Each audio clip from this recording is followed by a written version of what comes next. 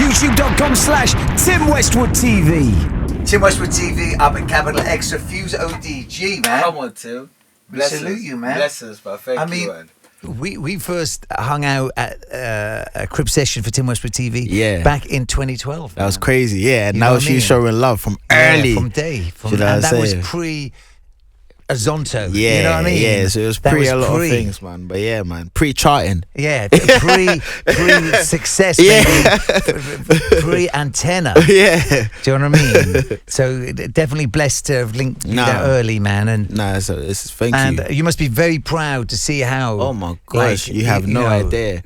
Like, Afrobeats on the rise, man. You have no idea. Like, even to hear Afrobeats on the radio was a myth back in the day, and even approaching Capital XTRA, or even if the pluggers were scared and everything, and we were just like, yo, the streets is loving it, like let's just take it to them kind of thing. And it's crazy to hear on mainstream stations, but back in the day it was a struggle, man. It was crazy, you know. But you really broke the door down. Like, I've always felt, and this is like, I'm a massive Sean Paul fan, but I've always thought you were the Sean Paul of Afrobeats, of what Sean Paul did for reggae music to take it to the mainstream. No, for sure. And with great records. Yes, and this is what you've done. You haven't compromised.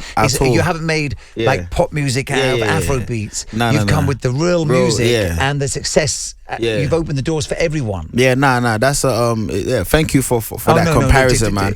But Sean is someone that I look up to, and he's actually one of my blueprints, you know, as someone who's well respected in Jamaica and well respected, and with great records, man. Because I've sat down with so many other, you know, reggae and dancehall artists, from Damian Marley to Chronics and all of that. They respect Sean to the fullest. So he's definitely someone who's like a blueprint for me, who's done what he's doing for Jamaica, and also cutting across different genres. So definitely, and opening the doors for these artists. Exactly, man. So it's a pleasure for me to also be that kind of vessel and an artist to also open doors for Afrobeats to new audiences and for other artists to also come through, man. And man, you know, Sean, and with great records and genuine records, no real compromise, records, man. Real records, never man. ever compromise, man. Amazing, me, it's a blessing. And then, you know, before we get to talk about New Africa Nation, but like, just to say, like, you know, the success of Afrobeats in this country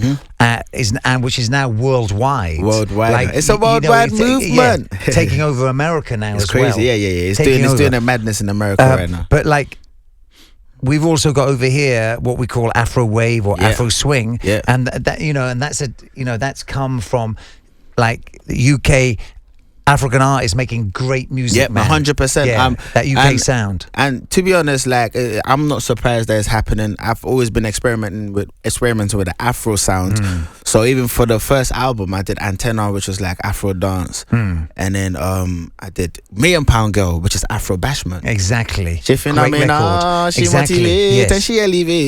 like that kind of vibe, that's like the Afro wave sound right now, you know. So it's something that we've always been experimenting with. So it's nice to see a whole new genre kind of formed out of all of the artists, from Koja Funds to J Huss, you know, to all of the new cats that's actually doing it. And I love it. I love seeing it because it's so wavy. You get it, but it's something that we've been doing from day, man. From days, you get me. So it's a beautiful thing to see that, trailblazing, you know? And I'm a big fan of all of those artists, and they inspire me as well, man. You know. And created like urban pop music, which is just winning out there, man. Yeah, it's crazy. Like, great music, man. It's crazy, man. It's a blessing, man. It's a good time to be alive and to witness what's happening right now. There's a sense of pride for being African. You know, and you've seen the change in a wave. I know, Westwood, I know you've seen it, like, from when you were coming to the first Afrobeats events and to seeing like the audience, the face of the audience is changing, and seeing all these different cultures in one place, just embracing the Afro vibe, man, was definitely a good vibe for urban music. Because it's almost becoming one.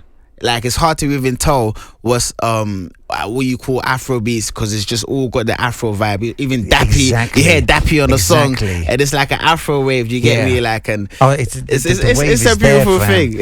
The wave is there. I mean, just to talk about myself, one of the things that I was blessed back in those early days is that like I used to do a lot of student events, especially out of town, like at Leeds for like Leeds Met, as it was called now, Thomas Beckett. But you're still like, killing those student events. So what are you talking about? But those parties, there was so many like African students in there asking for Don't Dull, and this is like the first time it came out. Yeah, exactly. Like those early whiz joints. Yeah, and like I was just lucky to be able to catch the vibe then, man. This is what I'm saying. You've been there, and you've been knowing what's been happening, and you've been banging it out from early, and you've seen how it's just the wave has just gone mad worldwide. You know what I'm saying? So big up Wiz, man. Wiz has been killing it. Those records I played then, I'm now playing them as my old school set. It's mad. It's so crazy. Like even when someone says they hear Azonto and they're like, yeah, old school. Crazy. Are you mad? Azonto's old school now, man, but it's a beautiful thing. Even Ray. So Ray, was in the studio with Ray in Ghana. Ray was like, yeah, man, man, I love your music so much. I remember listening to Azonto. I was like 12. I was like, what? I'm like, yo, how old are you? Really. Now, what's interesting, the new album, New African Nation, New African that is Nation. Definitely growth. You can definitely see the growth there. Thank you so much, and different direction, and really taking it to a different level of awareness now. Yeah. I mean, it had to happen because, from This Is New Africa was more about changing the mentality and how people perceived Africa, and also making Africans love themselves. So we now have we're now in a space where there's so many proud Africans and there's so much love for Afrobeats. I feel like we need to use it to now build something tangible. So New African Nation is about us being a nation. All these new artists coming through with the Afro vibe. All these proud Africans, they all just wanna come to Africa like over Christmas. They wanna come and enjoy themselves. So now we've become a nation. You can see it when you go out. We hear the radio, you can even hear it, like, wow, Afrobeats really, it's real. Like when you go to a rave, you can see all these Africans proud, and you can see different cultures appreciating our music. So this one is about all of us coming together to build physically. So in this album, you can see me infusing the message a lot more in the music than I did before. Whereas before I'd make the bangers and people would dance into it, and then in the interviews you get to understand what the mission is about. I've infused it into the music a lot more. Exactly, because you used to speak of that even back in 2012. Way before. You saw the mobile speech. Game. Yeah, you saw the mobile speech. You were speaking a real deep game in those days, which, to be honest, like maybe would go over cats' heads because it was just too deep for what you were doing. And also the music was just fun at that stage. Yes, what you were doing. Yeah, exactly. But like now you've come into like an awakening. Yes, where it's an amalgamation of the message I was talking and the vibes that I was bringing to the people before. So even linking up with Damian Marley, it was the perfect time to link up. And he's the perfect guy artist to link with, man. He's a powerful voice and very conscious voice, very conscious, very deep guy, the son of Bob Marley, carrying on his legacy. So when we jumped on a song, Breath Here, meaning Come Home, we had a conversation about, it's about time that Africa and Caribbean really got together to build. So when we were making a song, we spent a lot of time together discussing what we can do to close that gap between, Africans where they are and Caribbeans where we at. So we even discussed doing direct flights between Jamaica and Ghana. So amazing. You don't have to do 24 hours to get to Africa. Like what's amazing is it's like it can be very hard to fly in Africa. You said like Lagos, Accra, South Africa is all direct. Anything else from that? It's ridiculous. If you want to go to Gambia, you'd be better to come back home to London. It doesn't make any sense. So the logistics within Africa as well is so hard. And that's conversations that's now happening with this this New African Nation movement.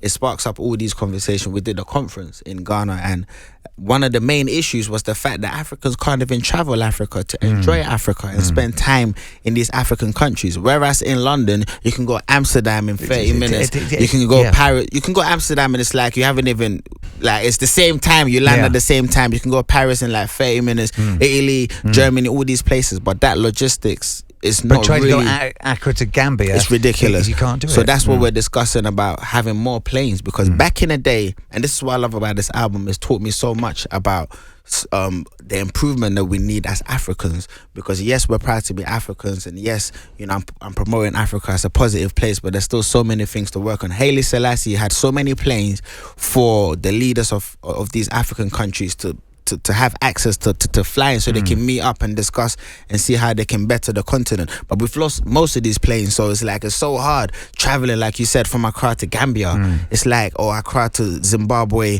It's just ridiculous. It's ridiculous. So we need more planes, but it all starts from conversations, and it all starts from us discussing how we can, you know, better the aviation kind of market and put our monies together as Africans and have more airlines. We need more airlines in Africa, but these conversations need to happen, because if we don't spend time with each other, we're not going to trust each other.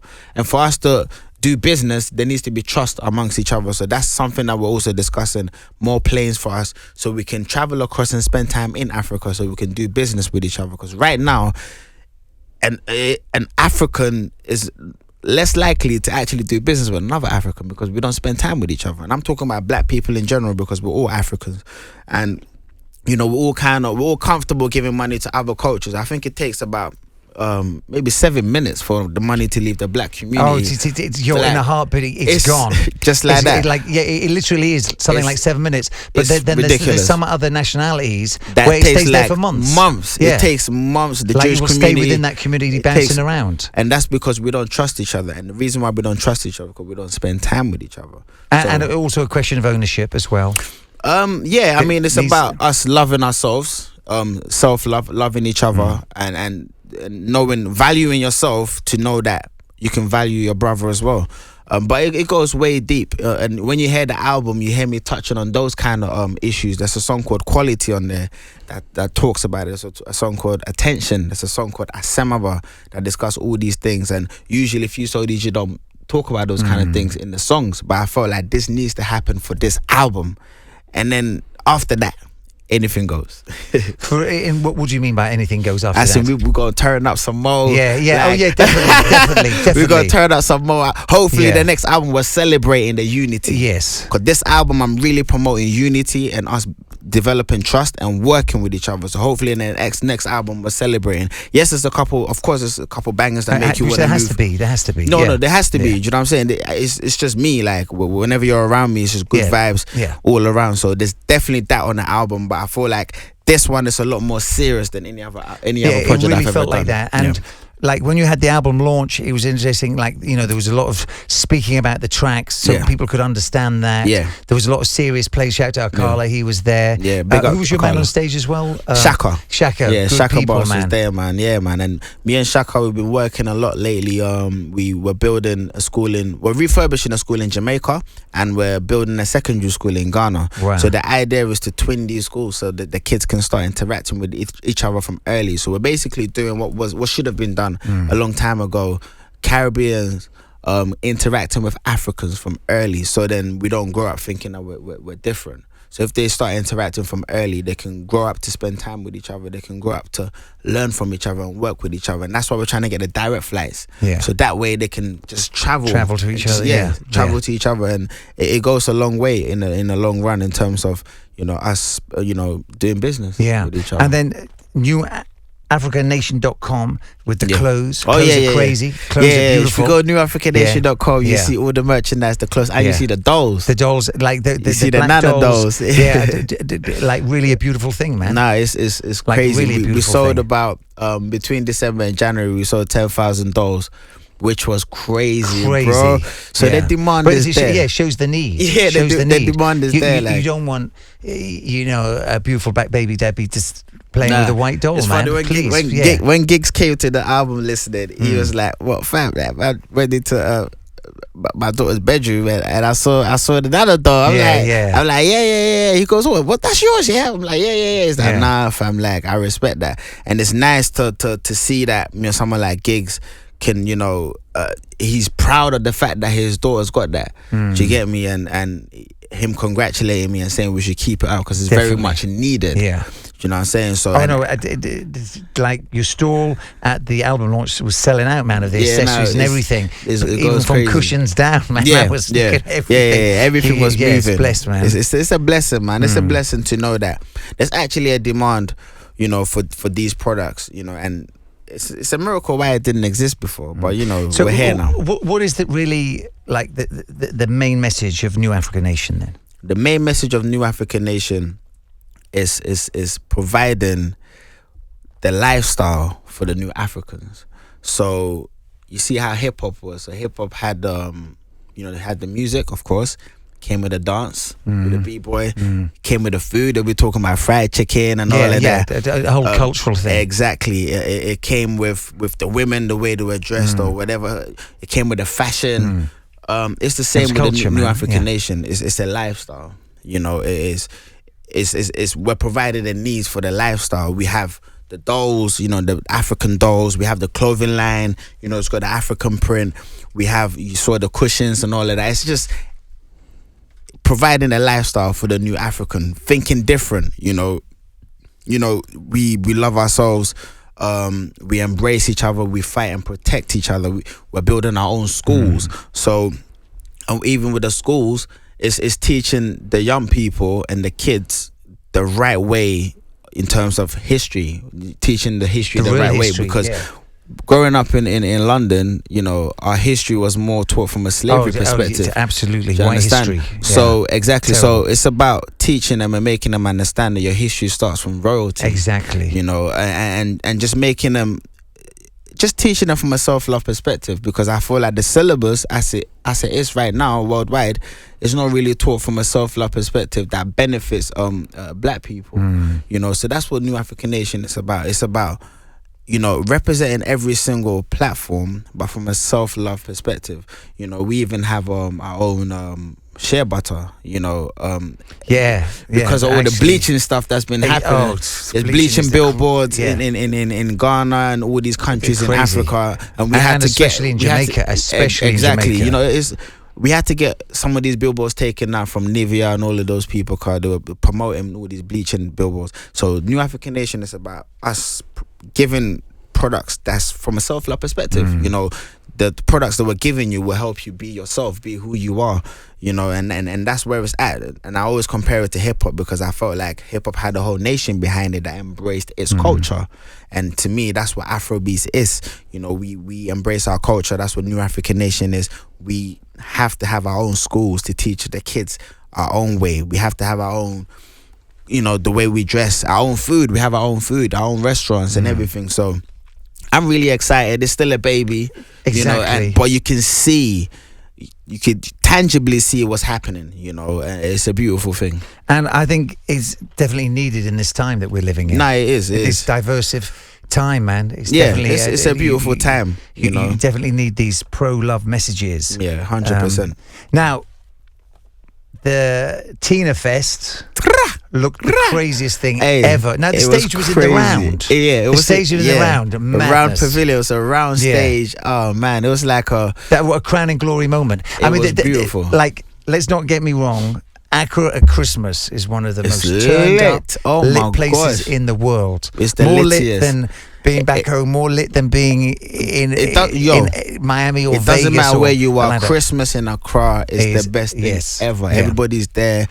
There's something happening every minute. Oh, every minute. It's like crazy. From the pool parties to the crazy. day parties to the night parties, the after parties. It's the craziest. Yeah, and obviously, shout out to people like Dennis and Akwabu. You know, started it early, but now the festival season out there, it's gone crazy. It's crazy. It's gone crazy. So T.I.N.A Fest was something special.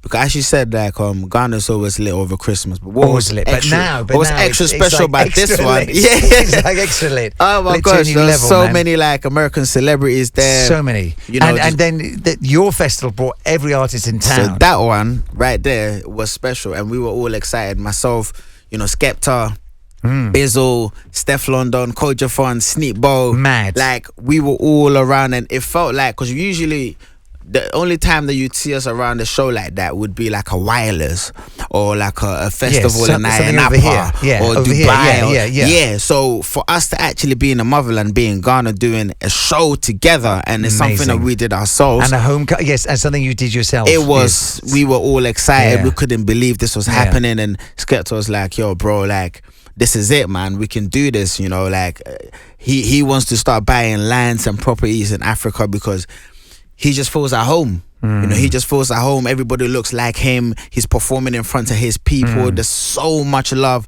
and it was just lots of excitement in the air because it never happened before. And you know, Bizzle, of course, Bizzle been gone a couple of times, and he was even more ecstatic that these guys are getting. Oh, he's talking about his own festival. Do you know what I'm saying? He's like trying to book me for that. See, hey, big up Bizzle, man. Trust me, I'm glad this inspired, fam. Yeah, no, inspired. Man. Yeah, set me down. Oh shoot! Oh no! Come on, Bizzle. Yeah, definitely. And but it was crazy. It was special. It was, and it would have been a case you're going down to the shopping centre and you'd see Stefflon Don having a cup of coffee. You see, it was like literally like that. Like I promise in you, a rental, whatever. Like we lost Steph so many times, like because she was just off doing her own thing, and that's what's beautiful about Ghana. Accra, like and Burna Boy was there as well. Burna Boy was there, yo.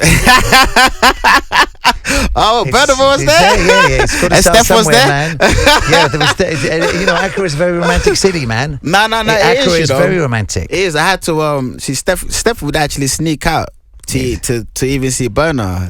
Why wouldn't she? I found out late. Yeah, very romantic city. Steph, you could even see what was happening in the snaps there, and Wiz was there as well. Yeah, Wiz was there, and that's what's beautiful and Wiz and about Burna Ghana. was just having fun, man. They're just enjoying themselves. Fun, yeah. You know, in Ghana, you don't really need like security or nothing. No, it's no stress. You can roll by yourself. Like those times where Steph would just roll by herself. Like, oh man, like. This girl, like, and then I'm like, ah, cool, let's, just leave her, man. Yeah, let her do her. Just leave her. Steph will do Steph, man. Yeah, there's many great artists coming out of there. Many great artists. Soccer Day, and Nima is a different world as well, man. Yeah. What? Don't play different with Nima. Don't. There's hoods everywhere in the world. That's super hood, fam. That Nima. That's something else. I DJ'd in a street party in Nima. Yo, I'm saying Accra is beautiful, Ghana's beautiful. Don't play Nima. Just like how there's hoods everywhere. Yeah. Don't go and play in Nima. You need to know the right people. Yeah, no, I did a street party in Nima, man. Yo. Crazy, man. And when the love is real, the love is real. All they want to hear is Shatta Wale. Big up Shatta Wale, man. They only want to hear Shatta, man. That's all they want to hear is Shatta in Nima. And don't play with people in Nima, man. Yo, big up everyone from Nima, man. You already know we representing out here. Fuse ODG, man. Rah. Yeah, rah. Yeah, man. Well, we salute you. Real proud of the album. Thank you, bro. It seems definitely it was a passion that you needed to get out there, it had man. to get birthed. And I'm glad that it's here. Started you on a journey. And people are gonna live with it, and they're gonna appreciate it. Yes. And you know, I'm very proud of it because I feel like it's so spiritual and it's something that our ancestors, would be proud of, and carrying on that legacy and that torch. Because someone like Fela Kuti, who's of course like the pioneer of original Afrobeats. Yeah. And I feel like he made the music, but not just the music. He took action. Oh, he was a revolutionary, man. He was a revolutionary through and paid such a high price for it with the murder of his mother and everything. Yeah, exactly. Like he was ready to back his talk, and it's just out of respect for people like Fela Kuti, Kwame Nkrumah, Thomas Sankara, all these people who are passionate about Africa.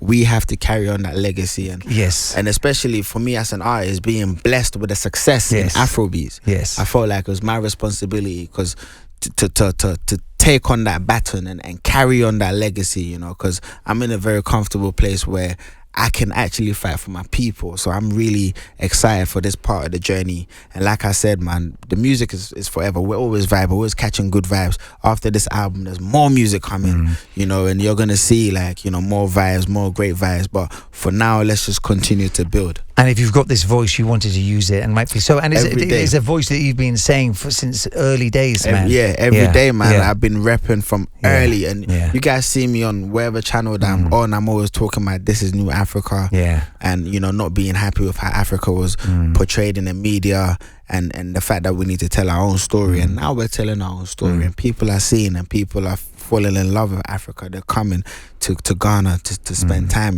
So it's a beautiful album cover time. is crazy. Yeah, you captured that incredible photograph. Yeah. Who's that person there? So the album is inspired by Dr. Kwame Nkrumah. Yeah, and he's the guy that led Ghana to independence. Yeah, the first country in Africa to gain independence. And his vision was, he had a new African vision as well for, to liberate the whole of the continent. He said, Ghana's independence is meaningless unless it's linked up with a total liberation of African people. You know, so his vision was very massive and is something that's still relevant to this day. So I felt like I needed to reenact that moment when Ghana gained independence, and that's where that picture's from. We reenacted that picture when he was giving the independence speech. And you have some of the speech at the end of Come Home. Yes, very at the end speech. of Really Come Home, rings home. Here with Damian Marley, and you could feel the message and you can understand what he's saying is still relevant now. And he talks about, you know, the black man running his own affairs.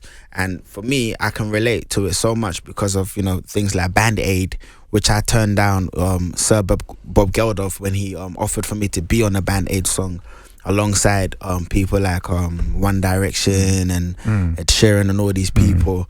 But I couldn't be part of it because I felt like Africa don't need handouts. We don't need aid. We need trade. That kind of vibe. So I couldn't be a part of it because I felt like in the short term we're raising money, fair enough.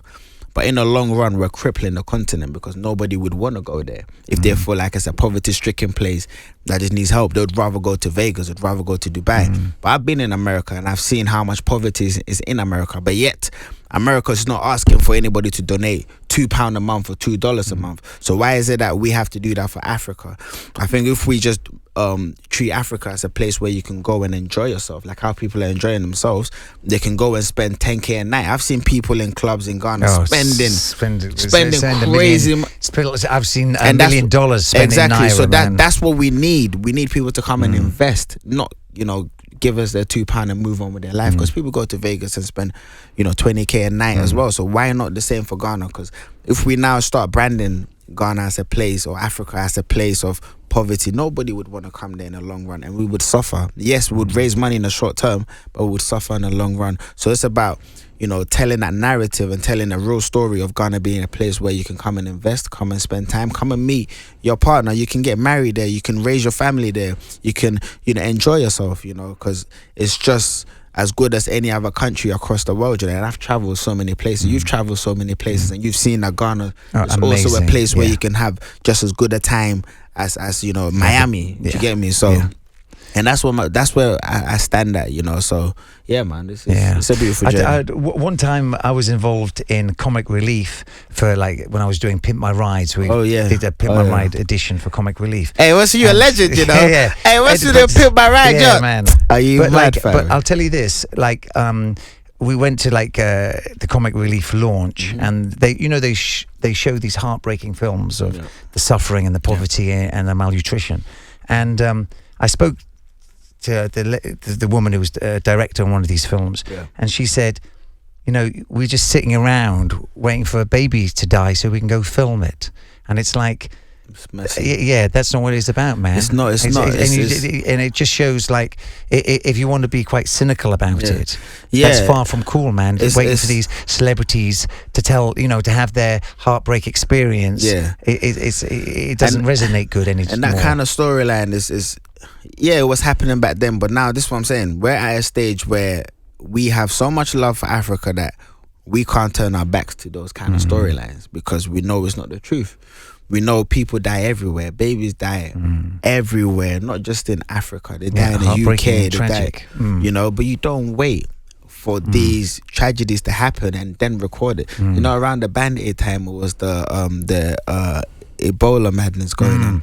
It's like, why is it that you wait for this to happen and then you start giving us attention? There's so many other amazing things that's happening. There's so much talent in Africa. Why wait for a tragedy before so you can capitalize on it? You know, it doesn't make any sense. What is the agenda behind it? It's certainly not something that's going to make an African proud of where they're from, and it's certainly not going to make a non-African want to come to Africa. So it's a bit unfair for them to pick the kind of story they want to tell. Just leave us to tell our own stories. They never told the story of, like, I was going to Nigeria during those times. They, like, every time I'd fly into the country, they'd take my temperature. They would actually take, like, passport control. They would take my temperature before I went, to make sure I wasn't suffering from fever. At the hotel, man, they would make me wash my hands. Wow. You know, and some sanitizer. The precautions they took was, like, incredible. Yeah, no, I mean, that disease was not going to spread to the likes of West Africa. We Africans, we're we taught everybody hygiene. Do you know what I'm saying? Like, we're proper clean people, man. So, but they need to leave us to tell our own story.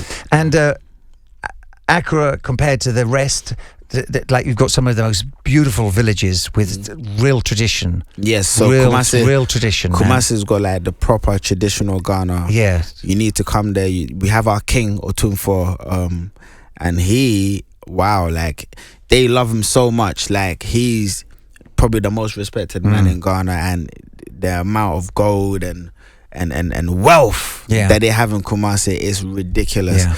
You know, and these are the kind of stories that I want to share and let people know, like, you know, we genuinely have wealth in Africa. You know, it's just that we need to start telling our own stories, you know, but definitely Ghana has lots of great, you know, traditions, you know, especially Kumasi. Yeah, well. I was out there when one of the villages, they have a contest for young men to catch a goat. Which is something I wouldn't do. You know what I mean? Yeah. And like what happened, the guy who caught the goat was from a different village, and there was just uproar. There was just uproar. Funny. Hey, funny enough, the last time we went to the school in Akosombo, Steph and Shaka was chasing a goat. Yes. And I think Steph caught one.